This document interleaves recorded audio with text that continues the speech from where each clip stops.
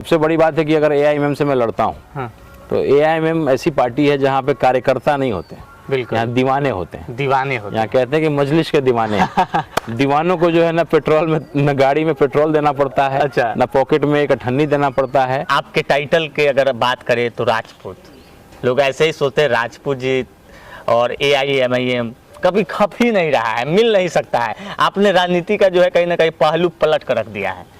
अकबर के सेनापति जो है वो राजपूत थे, महाराणा प्रताप जी के सेनापति मुसलमान थे। बिल्कुल। तो एक सम्मान रहा है हम लोगों में कि हम लोग एक दूसरे की ताकत को भी सम्मान करते हैं। अकबर और महाराणा प्रताप का सम्मान था, भले लड़े साथ में। चाहते हैं कन्हैया कुमार नेता ना बन जाए, पप्पू यादव नेता ना बन जाए, तो इस तरीके से नहीं होगा, या कोई और मुस्लिम का लीडरशिप ना क्रिएट हो जाए। आज बताइए ना कौन है मुस्लिम का नेता जो मुस्लिम के लिए आवाज़ उठा सके। मुद्दा इस बार जाति पार्टी नहीं है, शिवहर के सम्मान को बचाना है। शिवहर चुनाव लड़ेगा, राणा रंजीत चुनाव नहीं लड़ेगा। तो मुझसे कुछ लोग पूछते हैं कि अच्छा मुसलमान आपको वोट दे देगा। मैं बोलता हूँ आप मुझसे नहीं पूछिए, आप चले जाइए किसी बस्ती में, किसी गांव में कहीं बैठ जाइए, कहिए कि इस बार किसको वोट देना है, बस खाली कहिएगा कि राणा रंजीत जी हो सकता है कि एआईएमएम से चुनाव लड़ रहे हैं। नमस्कार, मेरा नाम कैफी है और आप लोग बिहार वाले कैफी पर देख रहे हैं खास एपिसोड में। हमारे साथ खास मेहमान है राणा रंजीत सिंह, जो कि शिवहर लोकसभा से लगातार तैयारी में जुटे हुए हैं। इससे पूर्व में जन स्वराज के माध्यम से लगातार जो लोगों के बीच में जो कनेक्टिविटी रही है वो इन्होंने करा है, और आज के दिनों अब लोकसभा की तैयारी को लेकर लगातार जो है क्षेत्र भ्रमण कर रहा है। सबसे पहले स्वागत है सर, बहुत बहुत शुक्रिया कैफी भाई।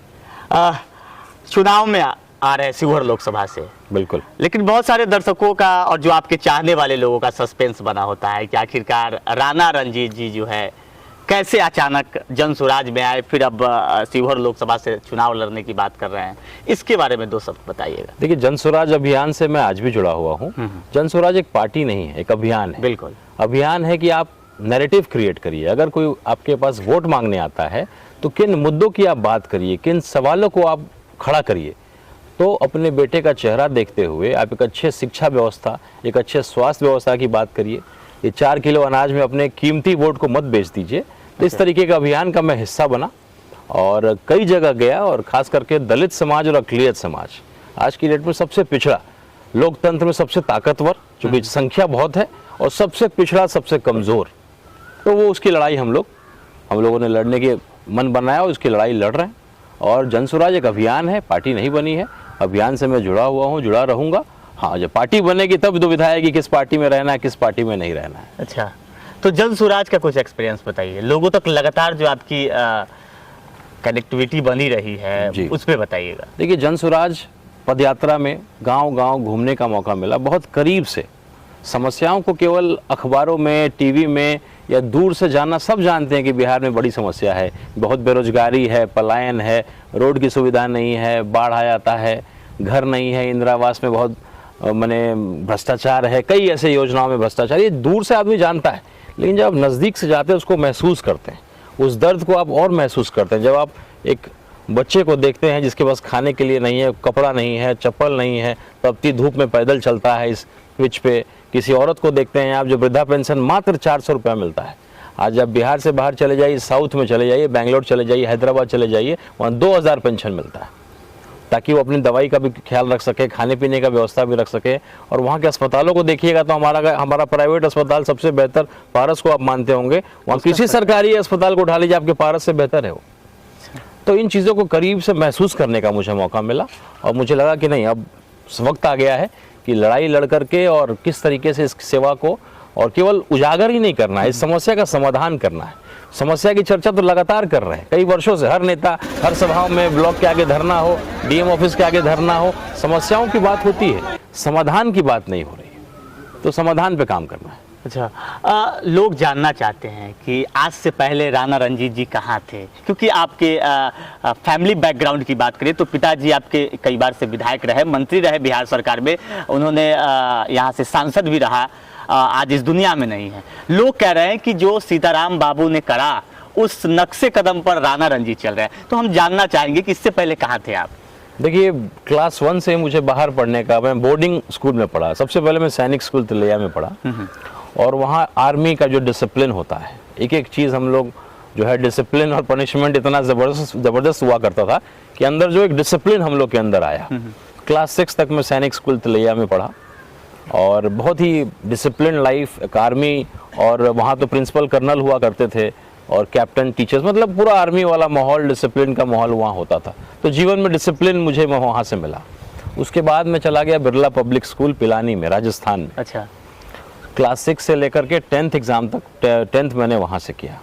बाहर जाने का मुझे मौका मिला। एक बिहारी को एक्सपोजर जब मिलता है तब वो असल समझता है कि ओह, काश मेरा बिहार भी इस तरीके से संपन्न होता है, काश हमारे गांव भी इतने संपन्न होते। अगर हम तालाब में ही रह जाएं तो हम नहीं समझ पाते। तो जब समुद्र देखिएगा तब जानिएगा कि ओह, क्या हम मिस कर रहे हैं, क्या सुविधाएं होती हैं, क्या योजनाओं जो होती हैं सरकार की, वो धरातल पे उतरता है। तो एक बिहारी होने के नाते मैं सौभाग्यशाली था कि मुझे बाहर पढ़ने का मौका मिला। मैंने वहाँ बिरला पब्लिक स्कूल से मैट्रिक किया, फिर DAV शामली, जहाँ से महेंद्र सिंह धोनी भी पढ़े, वहीं क्रिकेट हमने साथ में, मुझे खेलने का भी मौका मिला। उस विद्यालय से मैंने 11th और 12th किया। साइंस का मैं स्टूडेंट था। फिर मैंने इंजीनियरिंग भारतीय विद्यापीठ पुणे से किया, इलेक्ट्रॉनिक्स ब्रांच में। अच्छा जी। उसके बाद जो है नौकरी करने का, मुझे कई मल्टीनेशनल कंपनीज़ में काम करने का मौका मिला। छोटी बड़ी कई कंपनी में मैंने काम किया।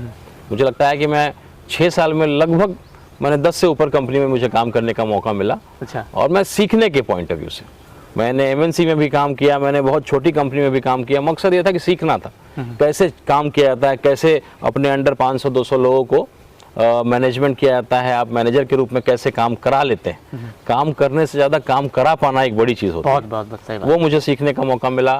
फिर मैंने MBA मार्केटिंग से किया, कुछ कॉर्पोरेट सोशल रिस्पॉन्सिबिलिटी, CSR बोलते हैं, जिसमें समाज सेवा के रूप में कंपनी 2% अपने मुनाफा का कुछ डिज़ाइन करती है और समाज सेवा के लिए काम करती है। अच्छा। उस कंपनी में काम करने का मौका मिला।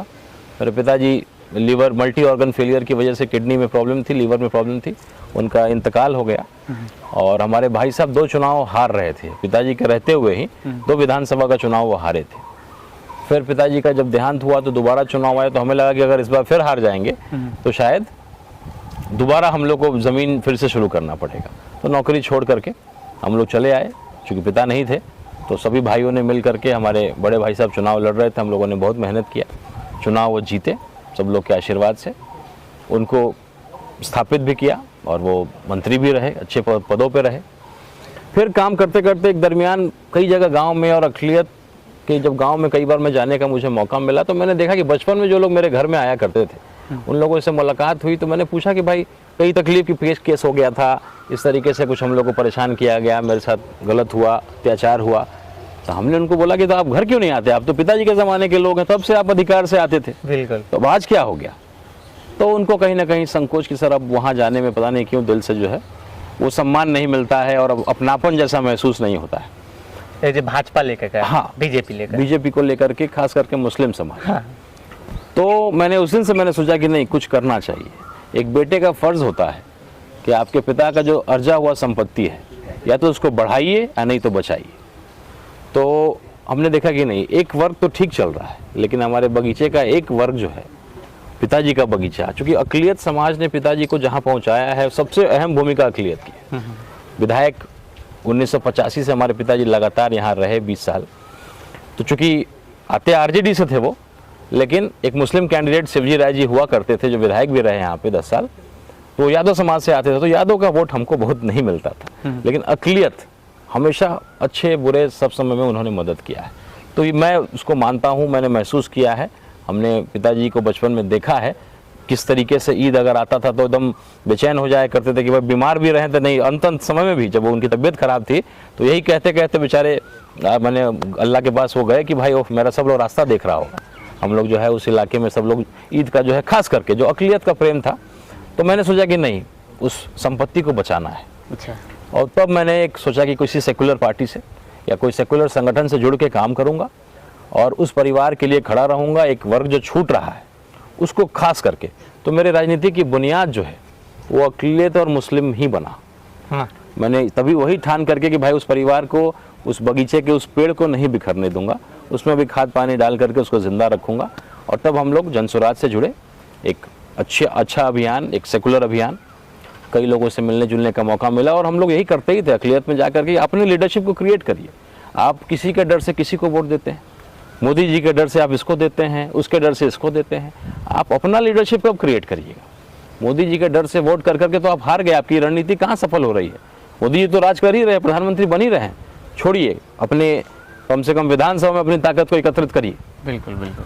तो ये मेरा बुनियाद रहा, यहाँ से मैंने राजनीति की इतनी बड़ी बड़ी कंपनियां में आपने काम करा, हमको लगता है कि वैसे तो आपका ज़िंदगी, आपके कई पीढ़ी का ज़िंदगी संवर जाता, फिर भी आप पॉलिटिक्स में आ गए। एक भाई आपके है ही पॉलिटिक्स में, पिताजी रही, तो आपका आना क्या दर्शाता है? कहीं ना कहीं माइनॉरिटी को लेकर आपका चिंता था? जी बिल्कुल, मुझे लगा कि अगर पूरा नहीं संभल पा रहा है तो कहीं ना कहीं मुझे आना चाहिए, और संतुष्टि जो है हम जिस काम में मिले तो वही काम करना चाहिए। तो नौकरी हम लोगों ने सीखने के लिए किया, रोजी रोटी के लिए किया, सम्मान के लिए किया, पढ़ाई जो किया था उसको लेकर के किया, लेकिन कहीं ना कहीं सेटिस्फेक्शन वो चीज़ हम लोग को कभी नहीं मिला। तो अंततः जो अपने गांव, अपनी मिट्टी, अपने घर में ही आकर के सेवा करके, क्योंकि जब चुनाव में भाई साहब के मैं आया, मैंने मेहनत किया, लोगों से जुड़ाव लगा हुआ, उनको कई वादे किए, और उसके बाद फिर मैं चला जाता तो मैं भी वही दूसरे नेताओं की तरह के भाई आते हैं चुनाव में, घूमते फिरते हैं, निकल जाते हैं। बिल्कुल बिल्कुल। तो वो टैग मैं नहीं लगाना चाहता था। तो एक बार जब चुनाव में आए, लोगों से जुड़े, लोगों को वादा किया, तो फिर यहीं रुक गए। यहीं लोगों ने, हमने कुछ प्रयास किए, कुछ असफल प्रयास हुए। हमने डेयरी का एक प्लांट लगाया, सोचा कि यहीं पे लोगों को हम लोग कुछ ना कुछ रोजगार दें, कुछ ना कुछ काम करें, उसमें हम असफल रहे। कोरोना का भी मार पड़ा और सीख रहा था मैं, और मुश्किल काम था और एक बड़ा एक दायरा था, तो उसमें मैं असफल रहा, लेकिन उससे मैंने बहुत कुछ सीखा है। अच्छा। कि भाई अब जो अगला काम करूँगा फिर वही, उसको मैं हार नहीं माना है, उसको मेरे दिमाग में आज भी है, लेकिन फिर कुछ बेहतर सोचूंगा, प्लान करूँगा और करूँगा। तो फिर लगा कि अब यही जगह मिट्टी, अपने मिट्टी में काम करूँगा, सेटिस्फेक्शन होना, लोगों का सेवा करना, सेटिस्फेक्शन जिसमें मिले, इसलिए बस।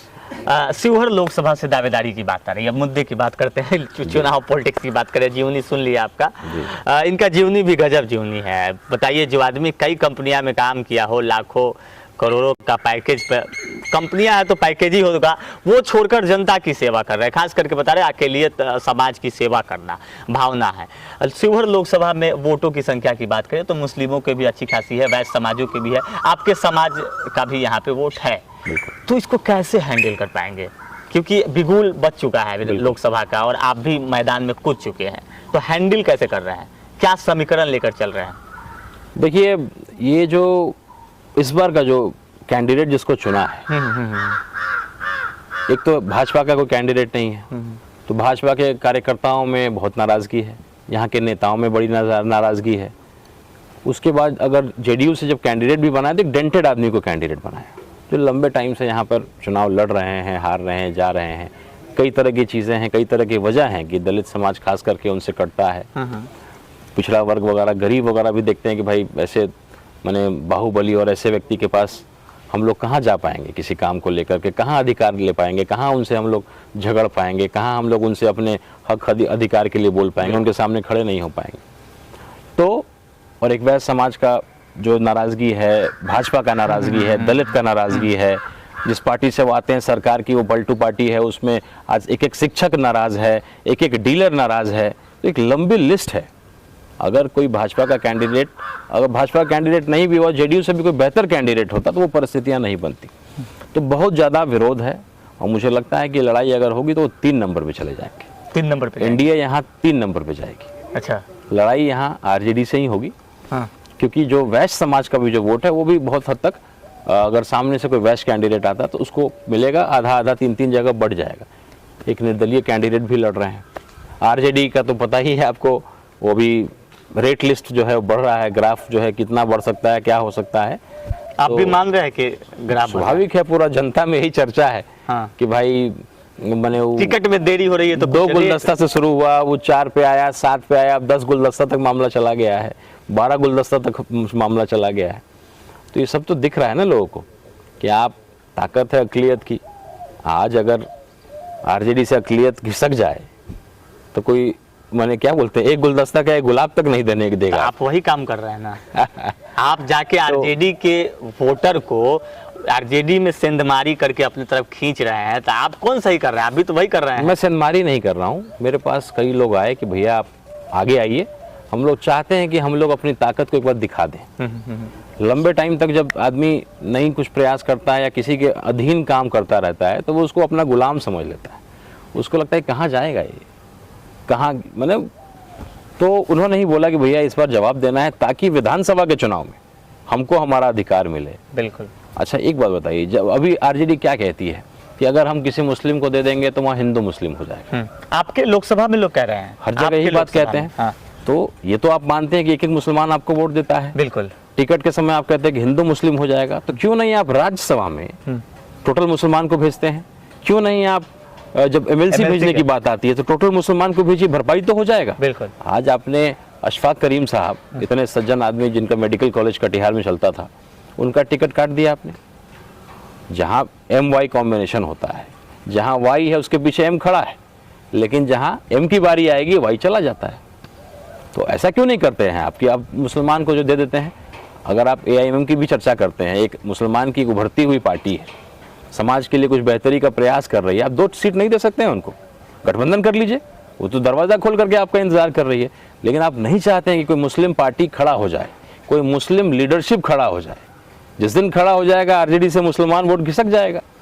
तो क्या मुकेश सहनी जी को ठीक है, उनका अधिकार मिला, मुझे उससे कोई तकलीफ नहीं, लेकिन 3% जिसकी संख्या है उसको आपने 3 लोकसभा सीट दे दिया और 17% अकलियत, 18%। मैं तो उसमें भी नहीं मानता हूं, क्योंकि उसमें अगर ईमानदारी से हो तो 22% 23% पे जाएगा मामला, मान लेते हैं 18% ही है। तो 18% में क्या 5 कैंडिडेट नहीं दे सकते हैं आप?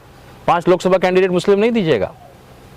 ये कैसी ईमानदारी है? आपको जवाब देना पड़ेगा। और जनता ने इस बार, अकलियत ने ठान लिया है कि कुछ सीटों पे इनको, गोपालगंज में भी चुनाव हुआ था, उपचुनाव जो हुआ था, वहां दिखाया लोगों ने।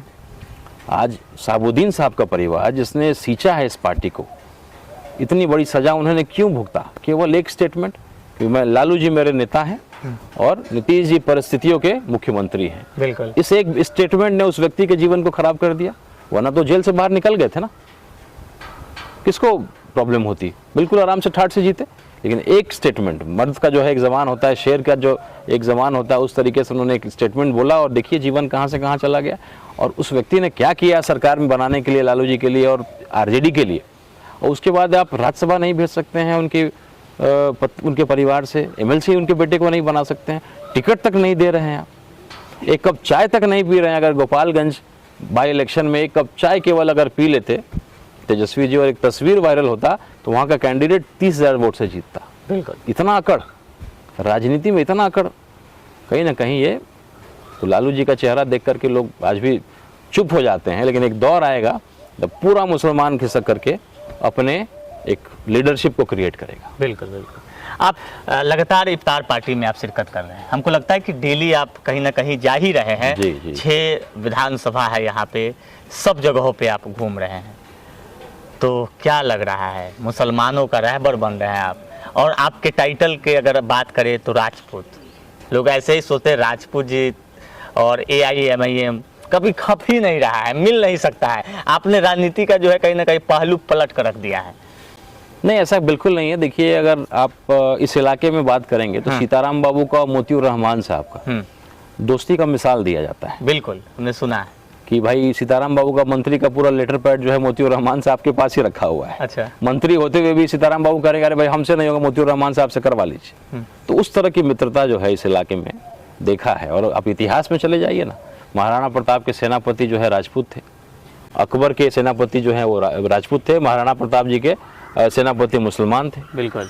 तो एक सम्मान रहा है हम लोगों में कि हम लोग एक दूसरे की ताकत को भी सम्मान करते हैं। अकबर और महाराणा प्रताप का सम्मान था, भले लड़े साथ में, तो एक दूसरे का हम लोग का एक नेचुरल गठबंधन है। हम दोनों जाति आपस में एक दूसरे का सम्मान करते हैं।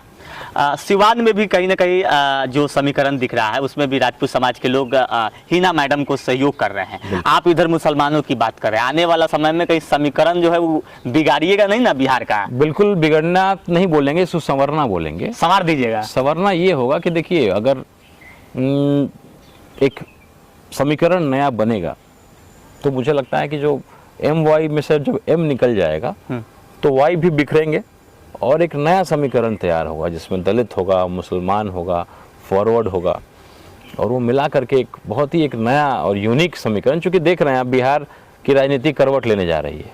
एक नया मुख्यमंत्री बिहार में होगा आने वाले भविष्य में, कोई युवा मुख्यमंत्री होगा।